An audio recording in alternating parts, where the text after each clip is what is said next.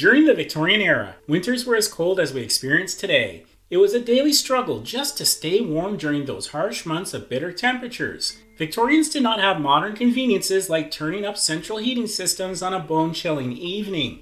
Victorian homes lacked the warmth-maintaining structures and development techniques of modern times. With many Victorian houses having brick construction, it would take a while to warm the interior. These homes would have issues with maintaining warmth, since rising heat would be retained at high ceiling levels.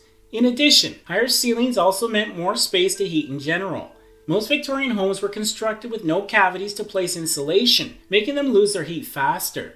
So, how would Victorians survive a chilly winter season? Muffs. These were attractive large fur hand wraps which were worn over gloves, providing extra warmth against freezing temperatures. For those with means and desiring even more heat, various muffs contained ceramic or metal tubes filled with boiling water or slow-burning charcoal. Layering their home. Yes, Victorians used thick layering of woolen and flannel clothing to retain heat in the cold of winter, even sleeping in these layers at night to stay warm. Though layering did not stop at their bodies, thick drapes of heavy fabric over windows also kept warmth inside their homes.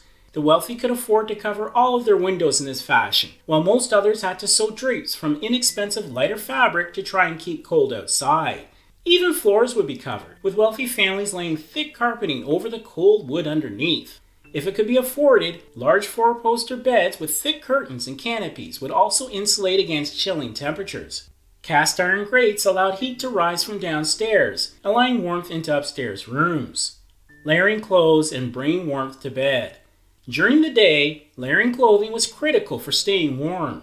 When braving the cold outdoors, Victorians could enjoy activities like ice skating, sledding, and winter fairs. At these times, men wore long johns to preserve body heat, while women wore petticoats. Cloaks instead of coats would also help preserve body warmth, especially while wearing thick layers of outerwear clothing underneath. Unlike modern times, furs and animal skins would often be worn as outerwear by the upper classes to retain heat on chilly winter days. At night, with most heating located on the first floor, heavy flannel nightshirts, nightgowns, and nightcaps would be worn in unheated bedrooms. Women would also put on waist-high bed jackets and bed stockings before going to bed. Speaking of sleeping, Victorians used metal or ceramic hot water bottles filled with boiling water which were placed under their covers at night. Even stones heated in fireplaces would be placed under covers for additional warmth. Inside less fortunate households, quilting provided blankets that were piled on at nighttime to preserve body heat. Finding heat in closed rooms. During winter, heat from fires and body warmth were preserved by living in fewer rooms.